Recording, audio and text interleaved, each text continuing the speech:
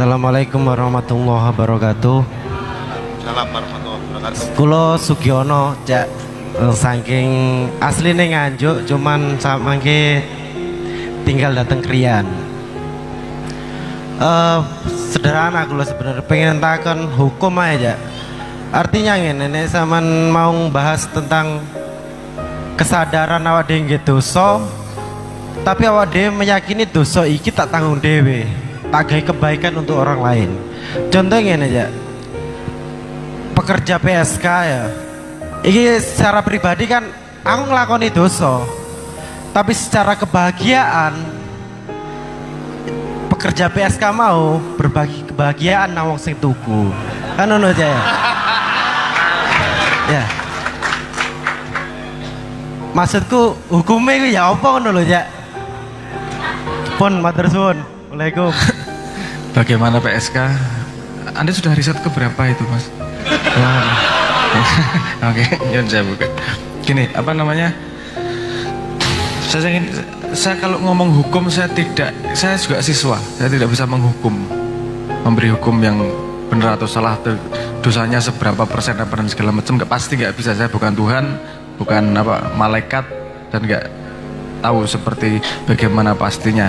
Tapi kalau saya percaya begini, Kanjeng Nabi Tuhan memberi peraturan untuk urusan dosa dan segala macam itu nggak saklek hitam putih seperti hukum. Karena hukum kan kaku banget. Nah, Tuhan mesti ngerti sebab musababnya manusia melakukan sesuatu. Pekerjaan, misalnya tadi pekerjaan PSK, kalau dia punya pilihan lain tapi milih PSK pasti beda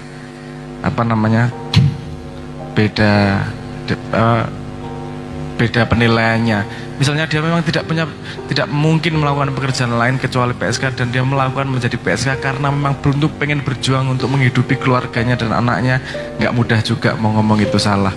Nggak ada pilihan dan itu satu-satunya yang bisa dilakukan.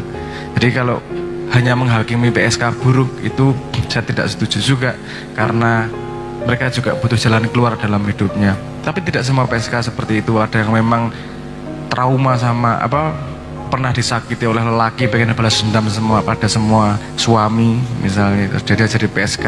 Ada juga seperti itu. Saya sudah melakukan riset, Mas. Kemudian arek-arek nongkrongnya di Jogja, ada di Pasar Kembang itu, ngobrol sama mereka sebagai manusia ini enak banget, karena tidak ada yang melakukan itu dengan sengaja. Mereka pasti punya latar belakang yang berbeda-beda. Dan kalau menurut saya pribadi, kalau argumentasinya itu tadi, saya pengen menjadi PSK karena ingin membahagiakan orang lain, telek nek gue menurutku. Gue mengalasan wae membahagiakan orang lain, caranya nggak harus seperti itu. Cara sangat banyak caranya. Paling mudah mesem wis membahagiakan orang lain. Alasannya jangan pakai itulah menurut saya. Jadi secara hukum saya tidak bisa menghakimi karena kasusnya pasti sangat banyak. Tapi menurut saya secara sikap sebagai manusia kita menghargai dan membantu jika dibutuhkan oleh sedulur-sedulur PSK tersebut. Paling ngono wae, Mas. Kalau hukum aku nggak bisa menghukum ini. Ngapunten Mas Abrang, kulo sanggal gitu. Oke. Artinya hukum itu kan jelas sebenarnya, Mas. Ada haram, ada halal, kan ngoten, Mas. Ada siang, ada malam. Ono wedok, ono lanang. Kan nggak cuman yo nggak semuanya ono sing banci yo ono ya Mas. Tapi jarang ono, Mas. Tapi ono loh. Ora iso tak anggap ora ono loh. Walaupun jarang, walaupun cuma satu, itu bisa membatalkan semuanya kalau ada satu kasus contoh yang berbeda. Itu bedanya hukum manusia sama hukum Tuhan, Mas. Berarti lentur hukum sebenarnya, Mas. Saya jangan ngomong lentur seperti itu. Anda punya asumsi bahwa kalau lentur gampang dibelok-belokkan. Nggak seperti itu. Asumsi ya dalam tanda petik gini. Jangan samakan hukum manusia sama hukum Tuhan. Hukum manusia itu sangat limit. Mencuri yang dilihat poin mencurinya. Dihukum. Bener, mencuri itu salah, betul atau enggak? Kita mundur belakang sedikit. Kenapa dia mencuri? Karena dia lapar dan tidak ada orang sekampungnya yang ngasih makan dia. Yang salah siapa? Wong sak kampung. Hukum manusia tidak bisa mencapai seperti itu. Hukum Tuhan bisa mencapai seperti itu. Kenapa? Karena komponen yang diketahui Tuhan jauh lebih banyak daripada komponen yang bisa diketahui manusia. Bukan lentur. Saya nggak ngomong lentur. Hukum Tuhan itu pasti, tapi yang tahu kepastiannya hanyalah Tuhan sama Dia sendiri. Kita nggak bisa ngasih kepastian kepada orang lain. Gue mesti salah nek ngene iki. Gue ora ngerti latar belakangnya. Belum tentu kalau kamu dialami perjalanan yang sama dengan dia, kamu akan mengambil keputusan yang berbeda. Kadang-kadang ngomong ngono kuwi lho. Gue ngene nggak salah-salah ngene lho. Gue nggak punya pengalaman seperti dia. Jangan semudah itu ngomong menyalahkan orang lain. Kita wang sinawang karena kita tidak mengalami seperti dia, kita dengan mudah menghakimi. Sayangnya tadi ketutupan oleh hukum tersebut. Kalau hukum itu kamu perlakukan kepada dirimu, aku tidak mau seperti itu karena menurutku itu tidak baik, nggak masalah. Karena kamu menghukumi dirimu sendiri dengan pengalaman hidupmu sendiri. Tapi nek menghukumi orang lain sih toh. Siapa tahu dia sedang dalam masalah yang sangat berat. Yang kita tidak bantu raiso kok malah melu ngidak-idak. Kadang-kadang seperti itu loh yang tidak kita asamkan. Jadi hukum Tuhan itu kaku, bukan kaku. Hukum Tuhan itu pasti, tapi bukan kaku seperti manusia. Pastinya bukan pada hukumannya, tapi pada sebab akibatnya.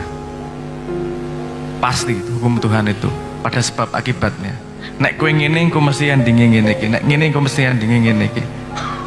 Pasti itu. Hukum manusia tidak mampu mencapai itu. Hukum manusia yo limit lah, nek nyolong yo nyolong, nek ngerampok limit karena tidak mengetahui latar belakangnya itu tadi, seperti yang saya katakan itu tadi. Pripun? Ngoten nggih. Jadi jangan asumsi bahwa lentur berarti gampang kita digoyah dengan alasan gitu aja, enggak. Karena semua alasan yang kamu berikan kepada perilakumu, kamu tahu kok kamu sedang beralasan atau sebenarnya memang itu. Paham ya maksud saya? Jadi aku lagi alasan, baik aku ngerti nek salah ning aku golek kebenaran dibener-benerke. Nah itu kamu tidak jujur dengan dirimu sendiri. Saya lihat efeknya ke belakang, kompasmu akan tidak pas. Bagaimana orang bisa menavigasi hidupnya agar mencapai sebab akibat yang baik? Nomor satu modalnya adalah ngikuti rasa, bener, ngikuti rasa. Endi sing paling mantep, endi sing paling srek. Tapi mantep karo srek kadang-kadang ora pas. Kenapa tidak pas? Karena alatnya ratau diresiki, ratau dilatih. Bagaimana cara melatih alat kompas dalam hati ini? Dengan jujur kepada diri sendiri setiap saat. Itu yang paling susah. Kenapa? Karena diri manusia adalah yang paling mudah dibohongi oleh dia sendiri dengan alasan-alasan seperti itu. Jadi gue ngerti salah, ora apa-apa demi iki ngerti gue jane salah neng alasan tok. Misalnya paling gampang gini, kegagalan adalah keberhasilan yang tertunda, itu membohongi diri sendiri. Kegagalan adalah keberhasilan yang tak terjadi, titik. Jujur wae. Efeknya adalah oke, aku tidak terjadi kegagalan. Bukan kena kowe kegagalan adalah keberhasilan yang tertunda. Kowe berharap-harap besok kemudian berhasil. Efeknya ngono. Kalau kamu kegagalan adalah keberhasilan yang tak terjadi, kamu menganalisa, ngopo ya aku gagal yo, aku kurang iki, aku salah iki, aku nek oke, sesuk tak dandani meneh. Mencoba lagi. No problem, gagal tidak hina kok. Gagal tidak dosa kok. Gagal adalah kesempatan untuk belajar. Dan itu salah satu contoh dari jujur pada diri sendiri gitu. Itu gunanya untuk membersihkan kompas keputusan dalam hidup. Jujur karo awakmu dhewe. Itu yang paling susah di manusia. Pandai, banyak pengetahuan kuwi gampang kari sinau. Tapi jujur kepada diri sendiri itu sangat susah dan harus dilatih. Kudu eling dan waspada tenan itu. Nah untuk kebenaran, untuk menilai orang kemudian benar atau salah hukumnya gimana dan segala macam, kalau kompas hatinya orang landep, selip-selip juga nanti. Itu salah satu efeknya juga. Nonton paling mas. Iki aku cuman wedi ngene, aku cuman wedi salah asumsi dengan jawabanku tadi. Tapi semoga konco-konco tetap apa sebenarnya punya kejernihan diri dan punya timbangan sendiri untuk bisa menimbang kalimatku ya. Bukan artinya juga aku menyepelekan hukum Tuhan iso dingenek-ngenek dan segala macam. Tapi kalau Anda mau contoh seberapa lenturnya, cari cerita Kanjeng Nabi dengan sahabatnya. Artinya kan setiap hukum pasti ada resikonya untuk diri kita sendiri. Pasti. Loh, gunanya hukum itu. Gunanya hukum itu agar kamu tidak mendapat resiko yang belum bisa kamu lihat. Gunanya hukum Tuhan maupun hukum manusia. Hukum manusia gini, ngopor untuk nyolong. Society-nya, kumpulan manusianya akan hancur kena nyolong tidak dilarang. Misalnya gini, tinju, ngopor untuk ngantem ndok. Loh, nar menang main tinju gampang banget, antem ndoknya jengking nanti. Kenapa dibikin peraturan seperti itu? Hukum nggak boleh ngantem ndok ketika tinju. Karena nanti olahraganya akan selesai, olahraganya akan lomba pinter-pinter ngantem ndok.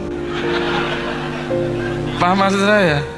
Jadi dibuat sebuah peraturan agar nek misalnya gini, nek tinju sliding, nek bal-balan sliding ora dikai lampu kayak kartu merah, lomba sliding. Bubarku olahraga karate arep bal-balan, salah olahraga nih. Paham maksud saya? Jadi semua hukum, sesuk aku tanggal 2 arep ono seminar tentang hukum di di Surabaya. Saya mau ngomong seperti itu. Hukum antar manusia itu fungsi utamanya adalah bagaimana dia memastikan bahwa society itu kan berjalan dengan sehat dan tumbuh. Itu nomor 1. Karena ada akibat-akibat yang belum bisa kita bayangkan. Anda lihat dari 10 perintah Allah pertama sampai ke Quran. Kompleksitasnya bagaimana? Dulu awal-awal sederhana. Ojo maling. Karena orang belum sadar bahwa itu penting untuk noto society. Sekarang dewe wis cah cilik wis ngerti ojo maling. Tapi butuh peradaban manusia tingkat tertentu untuk menyadari bahwa itu buruk dalam jangka panjangnya ini loh. Jadi hukum itu untuk mengantisipasi jangka panjang. Gue efeknya piye ya ke belakangnya. Nah percaya jajal wae. Nanti ada efeknya ke belakang pasti. Yang di agama gue, jadi agama ini nggak peraturan karena gue urung ngerti sebab akibatnya tak kayak peraturan gue tidak bahaya karo gue. Misalnya seperti ketika anak kecil saya udah dodo iki agar tidak salah paham. Anda kalau sama anak kecil ada peraturan ojo dolanan korek, betul nggak? Emang nggak boleh mainan korek? Iki jenenge apa jenenge? Aku jangan nyekeli korek, ngantongi korek di mana-mana, banyak orang ngomong korek. Kenapa anak kecil nggak boleh megang korek? Karena dia belum cukup pengetahuannya untuk bisa memegang resiko korek tersebut. Dia bisa membakar macam-macam, makanya dibikin sebuah peraturan. Ketika besar, monggo dolanan korek, karena kamu sudah tahu sebab akibatnya. Ketika belum tahu, kayak hukum dhisik. Dogma. Karena gue belum ngerti sebabnya seperti apa. Gue durung cukup dewasa untuk mengetahui keberbahayaan dari korek itu tadi. Nah, hampir semua yang agama ajarkan dosa ojo ngene. Kenapa? Karena nanti bahaya di belakangmu. Kamu belum tahu aja. Akeh lho, nek kowe ndelok ceritane wali-wali pas Ramadan malah mangan. Ono wali-wali sing sholat subuh 6 rakaat, ngono-ngono. Loh, kita nggak mungkin melakukan itu. Kenapa? Karena kita belum tahu, belum tekan sampai saat kuwi sebab akibatnya. Apakah itu melanggar hukum? Hukumku iya, karena belum paham. Hukum dia ora iso ngukur kita. Karena hanya dia yang tahu hukumnya. Sebab akibatnya hanya dia.